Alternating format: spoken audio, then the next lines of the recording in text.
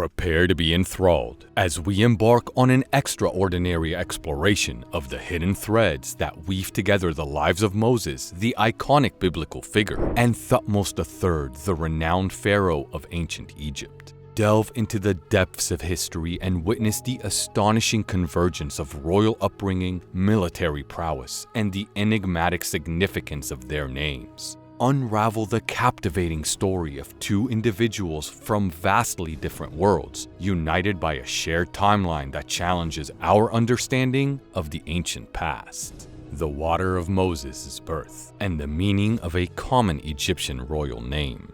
The water mentioned in the book of Exodus, from which Moses was drawn, provides a valuable insight into the true meaning of Moses' birth and the significance of the common Egyptian royal name. The traditional interpretation of the Hebrew name Moses is that it means drawn, referring to the act of drawing the infant Moses out of the waters of the Nile. However, the origin of this term is actually traced back to the Egyptian word mos, which encompassed the meanings of produce, birth, or even child. In Egyptian culture, this name was commonly used in pharaonic titles to indicate being the son of a specific deity. The Hebrew concept of drawing possibly symbolized the act of drawing a child from its mother. Nevertheless, this case, Thutmose means born of Thoth, or son of Thoth. Every prince and pharaoh in Egypt was the son of one god or another, like Ahmose and Ramses, and Thutmose just happens to be the son of Thoth. To delve deeper into this explanation, let's explore the significance of the water from which Moses was said to have been drawn. In Hebrew, this water was referred to as mame. However, in Egyptian, mame could also encompass male semen or even the royal lineage itself. The birth story of Moses aimed to convey this aspect of the word. According to the account, Pharaoh's daughter explained that she named the child Moses because she had drawn him out of the water. Apart from the evident connections to Assyrian mythology, this phrase may have also suggested the princesses extracting a child from the royal lineage, implying that the child was fathered by a close member of the royal family. Exodus chapter 2, verse 10. And the child grew, and she brought him unto Pharaoh's daughter, and he became her son. And she called his name Moses, and she said, because I drew him out of the water. The biblical scribes of antiquity faced significant challenges when attempting to accurately translate the following sentence, primarily due to two crucial factors. Firstly, the precise translation hinted at Moses being the actual son of a pharaoh, which posed a potential issue. Secondly, the sentence suggested the possibility of the pharaoh's daughter engaging in an intimate relationship with her own father, a practice that, while not uncommon among Egyptian royalty, was deemed heretical.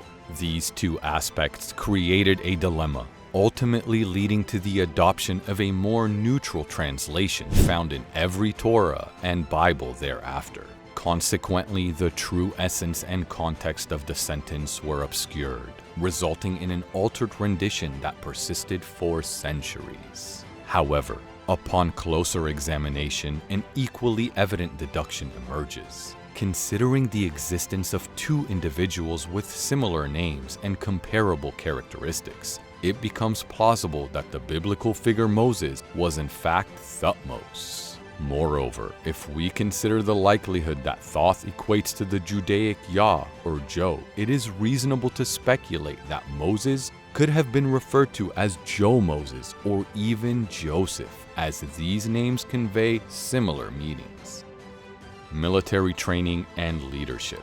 Moses and Thutmose received military training and demonstrated leadership qualities. Moses is described as having grown up and becoming mighty in his words and deeds. Acts chapter 7, verse 22. And Moses was learned in all the wisdom of the Egyptians, and was mighty in words and in deeds. Thutmose III, as an Egyptian pharaoh, was trained in military strategy and led several successful military campaigns, expanding Egypt's territory and establishing its dominance in the region. Thutmose III, as co-ruler and commander of Egypt's army, made thorough preparations to reclaim Egypt's influence in northern Syria, Nubia, and Palestine. Over the years, since the conquest of those territories by his grandfather Thutmose I, Egypt's control over them had gradually waned. During his father Thutmose II's reign, the tributes from foreign rulers in those regions steadily declined. The circumstances were further complicated by the fact that Egypt was left with a young king after the death of Thutmose II, which encouraged the rebellious foreign princes in Syria to challenge Egypt's authority. It fell upon Thutmose III to undertake the task of restoring Egypt's dominion over those regions. Recognizing this, co-ruler Queen Hatshepsut made the right decision in appointing her stepson and co-ruler Thutmose III as the commander-in-chief of Egypt's army. By the time he reached his mid-20s, Thutmose III had developed into a formidable warrior, well-versed in various military strategies and highly skilled in the art of warfare. He was fully prepared to embark on his military campaigns in Syria and the surrounding regions, including Mesopotamia, with the intention of reclaiming Egypt's influence. Royal upbringing. Moses and Thutmose III were raised in royal households. According to the biblical account, Moses was born to Hebrew parents but was adopted by Pharaoh's daughter and grew up in the Egyptian court. Moses would have had knowledge of Egyptian governance, customs, and traditions. His political status as an adopted member of the royal family may have given him access to high-ranking positions and the ability to exert influence in Egyptian society. Exodus chapter 2, verse 1 through 10. And there went a man of the house of Levi, and took to wife a daughter of Levi. And the woman conceived, and bare a son. And when she saw him that he was a godly child, she hid him 3 months. And when she could no longer hide him, she took for him an ark of bulrushes, and dabbed it with slime and with pitch, and put the child therein. And she laid it in the flags by the river's brink. And his sister stood afar off, to wit what would be done to him. And the daughter of Pharaoh came down to wash herself at the river, and her maidens walked along by the river's side. And when she saw the ark among the flags, she sent her maid to fetch it. And when she had opened it, she saw the child, and behold, the babe wept. And she had compassion on him, and said, "This is one of the Hebrews' children." Then said his sister to Pharaoh's daughter, "Shall I go and call to thee a nurse of the Hebrew women, that she may nurse the child for thee?" And Pharaoh's daughter said to her, "Go." And the maid went and called the child's mother. And Pharaoh's daughter said unto her, "Take this child away, and nurse it for me, and I will give thee thy wages." And the woman took the child and nursed it. And the child grew, and she brought him unto Pharaoh's daughter, and he became her son. And she called his name Moses, and she said, "Because I drew him out of the water." Thutmose III, on the other hand, was born into the royal family as the son of Thutmose II and Queen Hatshepsut. Both figures were therefore exposed to the royal lifestyle and received an education fitting for future leaders. Shared time period.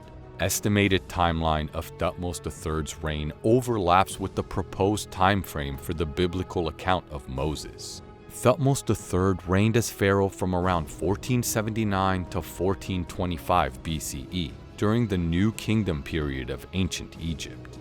This aligns with the general understanding that Moses lived during the 13th century BCE, around the time of the Israelite exodus from Egypt. This, the New Kingdom period that falls within the Late Bronze Age and Iron Age. Proponents of the shared timeline theory argue that this aligns with the traditional dating of the Exodus and the Israelite presence in the Sinai Peninsula and Canaan. Similar political and social context. The political and social climate of ancient Egypt during Thutmose III's reign aligns with the biblical narrative. Thutmose III was known for his military campaigns and expansionist policies, which could potentially be seen as parallel to the Exodus story, where Moses leads the Israelites out of Egypt and conquers the Promised Land. Social climate. The social climate of ancient Egypt during the New Kingdom period would have been characterized by a hierarchical society with a clear distinction between the ruling elite, such as the pharaoh and his court, and the laboring classes. The majority of the population would have been engaged in agricultural and manual labor, supporting the economic and infrastructural needs of the empire. From the biblical narrative, the social climate depicted during this period reflects the oppressive conditions experienced by the Hebrew people under Egyptian rule. Political climate. The pharaohs of the New Kingdom sought to consolidate and expand their empire, asserting Egyptian dominance over neighboring regions. Thutmose III's military campaigns and conquests played a significant role in shaping the social climate of the time. From the biblical narrative, Moses emerges as a central figure who leads the Israelites to their eventual liberation and conquers the Promised Land under his leadership. As the pieces of the puzzle start to align, painting a picture of a shared timeline between Moses and Thutmose III, we are left with tantalizing possibilities and unanswered questions. The intertwining of their stories hints at a grand narrative of ancient power, political intrigue, and divine intervention. But just as we delve deeper into this captivating revelation, the curtain falls abruptly, leaving us yearning for more, eager to explore the untold secrets that lie within the enigmatic bond of Moses and Thutmose III.